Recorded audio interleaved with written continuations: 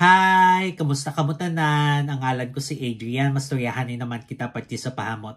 Ini nga pahamot nga luya ko istorya sa inyo subong tawag siya Nazareno Gabrieli por Om. Iyan ni siya ni Nazareno Gabrieli. Panlalaki ni siya pero kung luyag mo siya suksukon, bahala ka pag gusto ka. Kag audit wallet ni siya butang balon layo pa lang masimutan ka na. Ano ni siya klase nga pahamot? Bali, presko, kag makahang, nga tobacco, kag citrus. Amo na siya kung simutan. Angay siya sa katamtaman nga panahon.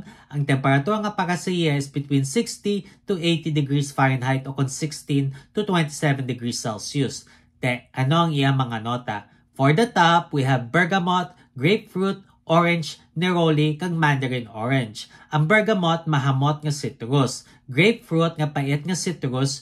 Orange nga matamis nga citrus, kag neroli nga may pagka-citrus nga pait kag mag-an nga nota.